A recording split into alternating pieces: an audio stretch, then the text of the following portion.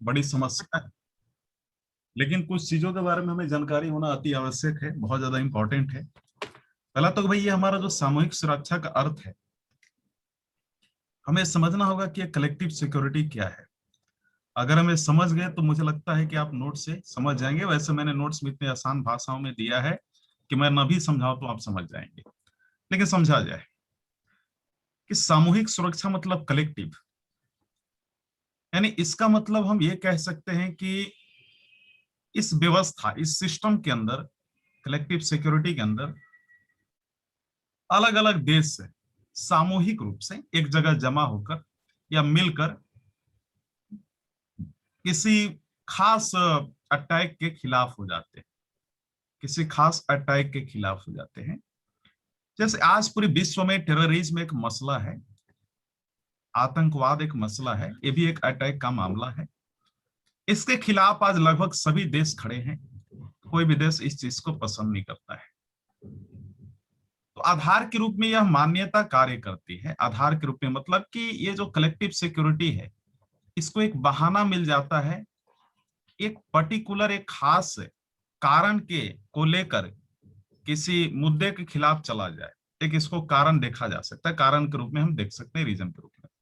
देखिए, आधार के रूप में मान्यता यह है कि भाई उनमें से किसी राष्ट्र के ऊपर होने वाला कोई भी आक्रमण, कोई भी अटैक ऐसा माना जाता है कि पूरे विश्व पे किया गया। मान लीजिए टेररिज्म अगर फ्रांस में भी रिसेंटली हुआ था, एक टीचर पे कुछ उस तरीके का हमला हुआ, इंडिया में पुलवामा हुआ, तो वो कंट्री जो टेररिज्म के खिलाफ है वो मानते हैं कि इंडिया में हमला हुआ तो मेरे यहाँ भी हमला हुआ, और सामूहिक रूप से वो खड़े होकर एक साथ इस चीज का मुकाबला करते हैं। तो ये जो हम कलेक्टिव सिक्योरिटी की बातें कर रहे हैं, सामूहिक सुरक्षा का, इसका व्यवस्था, इसका जो हम बोल सकते हैं कि आ, इस सिस्टम को संरक्षण और शांतिवाद का विवर्धक माना जाता है। मतलब कलेक्टिव सिक्योरिटी का मेन उद्देश्य होता है कि हमें पीस बना के रखना है पूरे विश्व में, शांति और प्रोटेक्शन को बनाए रखना है, सुरक्षा को और संरक्षण को बनाए रखना है, ताकि कोई समस्या ना हो। खास करके भी आपने देखा था कि कुछ कुछ जब टेररिज्म का अटैक होता है तो बहुत सारी कंट्री एक साथ हो जाती है, कुछ अलग अलग हिस्सों में बढ़ जाती है। देखिए, शांति संतुलन की जो व्यवस्था है ना, आपके शायद आपको शक्ति संतुलन वाला जो पिछली कल मैंने पढ़ा था, बैलेंस ऑफ पावर, तो शक्ति संतुलन की व्यवस्था में जो गुट बनाए जाते हैं, जो गुट बनाए जाते हैं या फिर सैनिक संधियां की जाती हैं, मतलब जो मिलिट्री एग्रीमेंट्स की जाती हैं, उनका एम क्या होता है? उनका एम यही होता है कि दूसरा गुट, दूसरा ग्रुप अथवा दूसरे ग्रुप के देशों, यानी दूसरे ग्रुप के देशों का विरोध करना, उन पर आक्रमण करना या उनके अटैक से अपनी रक्षा करना होता है। लेकिन जब हम सामूहिक सुरक्षा की व्यवस्था में अगर हम बात करते हैं तो इसके विरोधी स्पष्ट और संभावित होता है। कहने का मतलब कि कल हम बैलेंस ऑफ पावर में हम लोगों ने बात किया, तो इसमें क्या होता है कि कोई मान लीजिए कंट्री ए, इसके साथ बहुत सारी कंट्री, एक कंट्री कंट्री ए है, इसके साथ बहुत सारी कंट्री खड़ी हैं किसी एक खास रीजन को लेकर। एक कंट्री भी है, इसके साथ भी कुछ खड़ा है लोग। लेकिन बैलेंस ऑफ पावर में क्या हुआ कि इन दोनों के बीच लड़ाई है, लेकिन इतनी कंट्री इसको सपोर्ट कर, इतनी इसको कर रही है। तो ये लोग सोचेगा कि लॉस ही है, लड़ने उड़ने से कोई फायदा होने वाला नहीं है, इसलिए समझौता कर लेते, बैलेंस ऑफ पावर था। लेकिन अगर क्या होता है कि कोई खास मुद्दा, अगर मान लीजिए टेररिज्म को लेकर, तो हो सकता है कंट्री भी इसी का साथ दे, ये बी भी इसी का साथ दे, सब मिलजुल कर काम करे। ये भी हो सकता है कि दो कंट्री इस चीज को सपोर्ट कर रहा है टेररिज्म का, बाकी ये कर रहा है। तो जो आप, तो अभी दुनिया में कोई ऐसा कंट्री नहीं है जो टेररिज्म को सपोर्ट करता है। हाँ, इनडायरेक्टली कर रहा है पाकिस्तान, अप्रत्यक्ष रूप से। लेकिन डायरेक्टली तो अभी बोलता है कि नहीं, we are against the terrorism, हम खिलाफ हैं इसके। तो हर एक देश अपनी सुरक्षा में कार्य करता है, पॉलिसी बनाता है, फोर्सेस बनाता है। अगर हम इसमें उनमें से, यदि हम उनमें से अगर हम बात करें खास तौर पे, तो हम ये पाएंगे कि हर एक राष्ट्र अपनी सुरक्षा के लिए कार्य करता है, इसमें कोई दो राय नहीं है।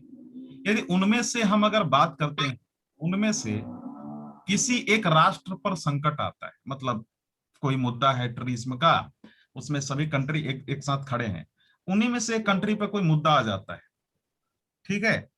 तो यदि उनमें से किसी एक राष्ट्र पर संकट आता है, तो इस व्यवस्था के अंदर जो बंधे सभी राष्ट्र होते हैं, बंधे सभी राष्ट्र, कौन सा व्यवस्था, कि we are fighting against terrorism, हम टेररिज्म के खिलाफ हैं, मतलब ये वो व्यवस्था में, सिस्टम में बाइंडेड है हम लोग। और ये अपने मन से बाइंडेड है, सेल्फ सेल्फ बाइंडेड है, ऐसा नहीं कि मैंने कोई जबरदस्ती करवाया। तो इसके अंतर्गत बंधे सभी देश उसकी सुरक्षा के लिए सामूहिक रूप से दौड़ पड़ते हैं।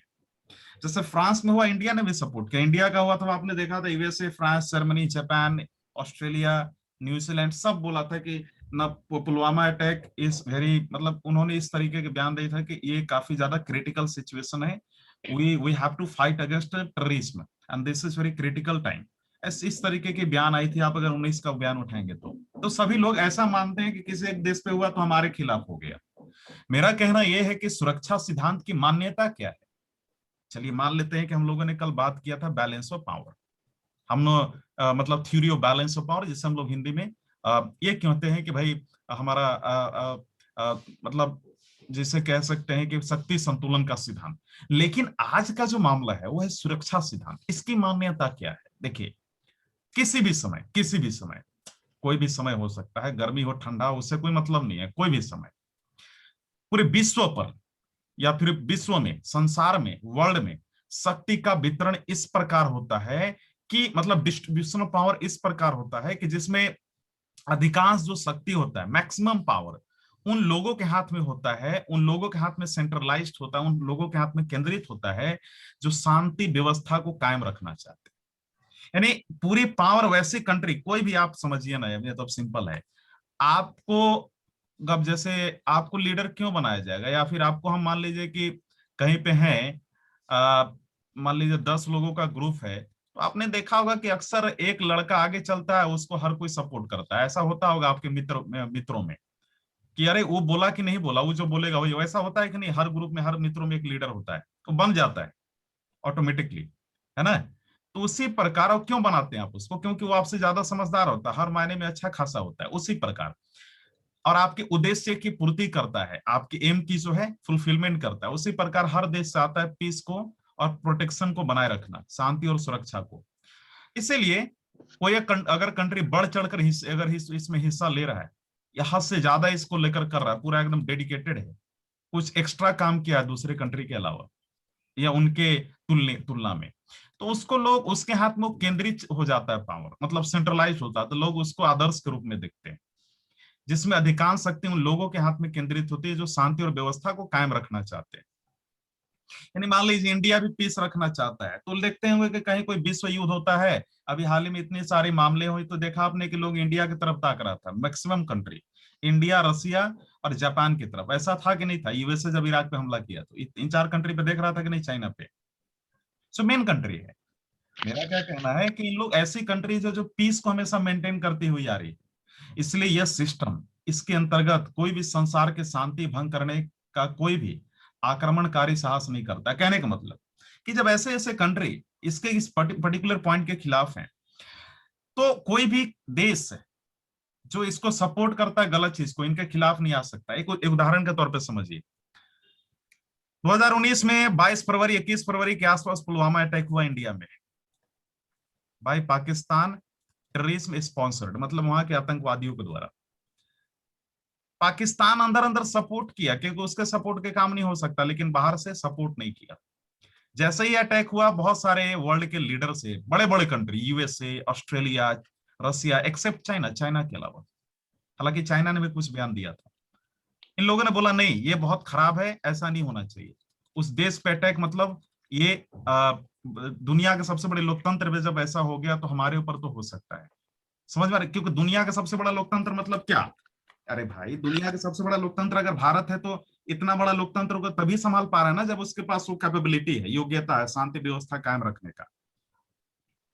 समझ में आ रहा है? अब ऐसे कंट्री पे हो गया तो सबको लगा कि ये हमारे कंट्री पे अटैक हुआ, तो सभी लोगों ने भारत को सपोर्ट किया। Maximum country, there are 195 country, 195 country पूरे विश्व में। मैं ऐसे कंट्री को नहीं गिन रहा हूं जो किसी न किसी कंट्री के नियो कॉलोनियलिज्म के अंदर आते हैं, नव उपनिवेशवाद के अंदर। ठीक है? हाँ, मतलब हम ऐसा नहीं बोल सकते जैसे पाकिस्तान है तो पाकिस्तान को मैं गिन रहा हूँ। मतलब मेरा क्या कहना, न्यू कॉलोनियलिज्म नहीं, कॉलोनियलिज्म मैं कह सकता हूँ।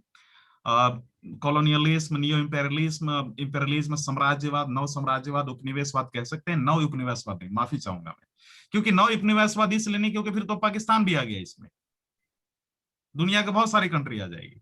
तो इस चीज को छोड़ाकर जो तीन मैंने बोला उसको लेकर, क्योंकि ताइवान देखिए, हांगकांग देखिए, तिब्बत देखिए, दीज आर द कंट्रीज जो कि चाइना इन पर जबरदस्ती किया हुआ है, सीज किया हुआ है। इन्वेड नहीं कह सकते, इसको जीता नहीं, इस पर विजय प्राप्त नहीं किया है, जबरदस्ती किया है। तो मैं वही कह रहा, 195 कंट्री, 195 में से मैक्सिमम कंट्री ने इंडिया को उस समय सपोर्ट किया था, लगभग 85 कंट्रीज में। 15 कंट्रीज मुस्लिम वर्ल्ड थी, उस उन्होंने नहीं किया था। अच्छा, यहाँ पे जो वीडियो सुन रहे हैं, मान लीजिए कोई मुस्लिम अगर बच्चा होगा, तो यहाँ पे कोई हम लोग जाति धर्म की बात नहीं कर रहे हैं, वी आर प्रोफेशनल, हम लोग यहाँ पे सिलेबस को कंप्लीट कर रहे हैं। क्लियर हो गया? अब यहाँ पे देखना है कि हमारा जो सबसे इंपॉर्टेंट पॉइंट है कि अगर अगर कोई भी देश किसी दूसरे देश पर अगर आक्रमण करता है, पाकिस्तान अगर इंडिया पे आक्रमण करता है, तो बाकी सब राष्ट्र मिलकर उस आक्रमणकारी का मुकाबला करेंगे। वाई? अगर पाकिस्तान गलत है अपने स्टैंड पे और इंडिया पे अटैक कर रहा है, तो सारा देश, क्योंकि पाकिस्तान अटैक कर रहा, ऐसा सिचुएशन आया नहीं है, मान लीजिए आ जाता है कि पाकिस्तान टेररिज्म को, आतंकवाद को पूरा सपोर्ट कर रहा है और खुद भी कर रहा है, सैनिकों के द्वारा भी अटैक कर रहा है इंडिया पे, तो ये पूरी तरीके से गलत है, जो कि पूरे विश्व को पसंद नहीं आएगा। क्योंकि तुम अटैक करो चलता है, लेकिन आतंकवाद को तुम साथ देकर, उसको सपोर्ट करते हुए, उसके साथ मिलकर अगर भारत पे करोगे, ये गलत बात है, हम ये नहीं होने देंगे। तो इस मुद्दे पे क्या होगा कि सभी देश मिलकर भारत का साथ देंगे, मैक्सिमम कंट्रीज देंगे। सामूहिक सुरक्षा जो व्यवस्था होता है, कलेक्टिव सिक्योरिटी जो सिस्टम होता है, इसमें जॉन स्वार्जनबर्गर ने बोला था कि जो अंतरराष्ट्रीय व्यवस्था, मैंने नोट्स में दिया है, अंतरराष्ट्रीय व्यवस्था इंटरनेशनल सिस्टम के खिलाफ आक्रमण रोकने, क्योंकि इंटरनेशनल सिस्टम मतलब क्या, जब पूरा विश्व टेररिज्म के खिलाफ है तो इंटरनेशनल सिस्टम हो गया। सिर्फ टेररिज्म नहीं, आतंकवाद नहीं, बहुत सारी चीजें भी हो सकती हैं। जैसे इन्वायरमेंट को बर्बाद करने के लिए कुछ देश बहुत उतारू हो गए हैं, इसको बहुत सारी कंट्री सपोर्ट नहीं कर रहे हैं, ये भी मुद्दा हो सकता है। कुछ लोग गलत तरीके से न्यूक्लियर का सब यूज करते हैं, जैसे पाकिस्तान बार बार धमकी देता नॉर्थ कोरिया, तो इन लोगों को कोई साथ देगा क्या? क्योंकि मैक्सिमम कंट्री तो यही चाहता है कि मत यूज करो, नहीं तो विश्व बर्बाद हो जाएगा, क्योंकि इसका क्या रिजल्ट होगा हम सभी जानते हैं। हजारों वर्ष तक कोई जन्म नहीं लेने वाला इस धरती पे जब न्यूक्लियर विस्फोट होगा। तो वही मैं बता रहा हूँ कि सामूहिक जो सुरक्षा व्यवस्था है, जो कलेक्टिव सिक्योरिटी सिस्टम, उसको जॉन स्वार्जनबर्गर ने इंटरनेशनल सिस्टम के विरुद्ध आक्रमण रोकने, अटैक को रोकने और उसके खिलाफ रिएक्शन, विरुद्ध प्रतिक्रिया करने के किए गए संयुक्त कार्यों का यंत्र रखा है। उन्होंने कहा है कि भाई सामूहिक सुरक्षा मतलब ये होगा कि किसी पर्टिकुलर कोई मुद्दा है जो कि पूरे विश्व के लिए खतरा बन सकता है, सबको उसके खिलाफ मिलकर काम कर रहा है और एकजुट मिलकर उसको प्रॉब्लम को सॉल्व करने की कोशिश कर रहा है। This is called collective security, यानी यही कहा जाता है कलेक्टिव सामूहिक सुरक्षा। एक बहुत बड़े वैज्ञानिक हुए, मॉरगेंथाउ के अनुसार, मॉरगेंथाउ जो थे एक बहुत बड़े वैज्ञानिक थे। अच्छा, मैं आप सभी को एक चीज मैं बताऊंगा, थोड़ा याद दिलाइएगा नोट्स को लेकर, दीपक और प्राची, लास्ट में थोड़ा इस बारे में बात करना है।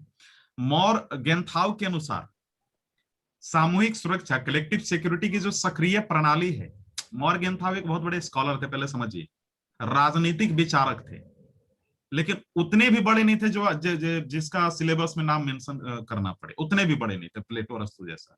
ये एक आधुनिक चिंतक थे पॉलिटिकल साइंस के, मॉरगेंथाउ।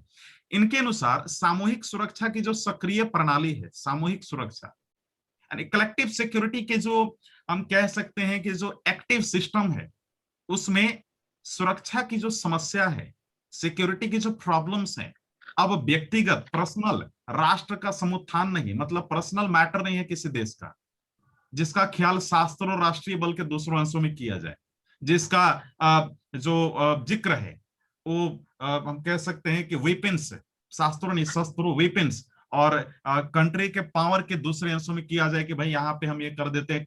मतलब सामूहिक सुरक्षा सिंपली समझना, इनका मतलब यह है कि सामूहिक सुरक्षा वो चीज नहीं है कि आप अपने यहाँ खूब एकदम न्यूक्लियर बना रहे हैं, वेपन खरीद रहे हैं दूसरे देश से और रख रहे हैं, अब कुछ कर ही नहीं रहे हैं।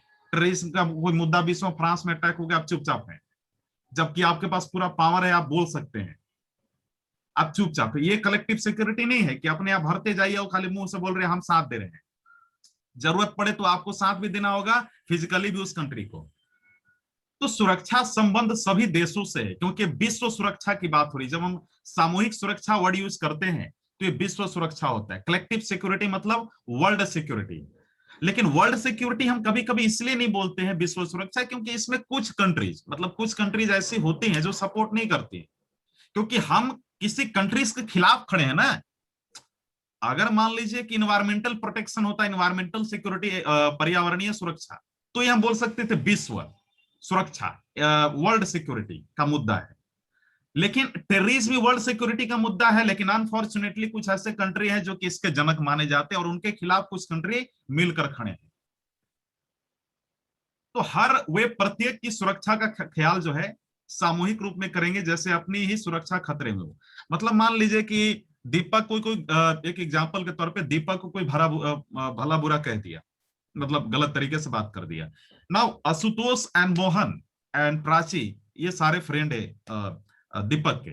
इन लोग को बुरा लग गया, क्यों? क्योंकि अगर इन लोग फ्रेंड था तो क्योंकि दीपक को बुरा बोला गया तो इन लोग को बुरा लगे, यार इसको बोल दिया तो फिर मुझे भी बोल सकता है, और ये गलत बात है, गाली देना तो अच्छी बात है नहीं, हमें एक साथ खड़ा होना होगा। लाइक दैट ये भी होता है पूरे विश्व में, कि अगर मान लीजिए इंडिया पे टेररिस्ट अटैक होता है बाय एनी अदर कंट्री, तो बाकी वैसे कंट्री जो कि इस चीज के खिलाफ है, इस पर्टिकुलर वर्ड के, इससे हेट करते हैं, हीन भावना रखते हैं, वो खड़ा हो जाएंगे इंडिया के साथ। आई थिंक क्लियर हो गया आपका समस्या। सर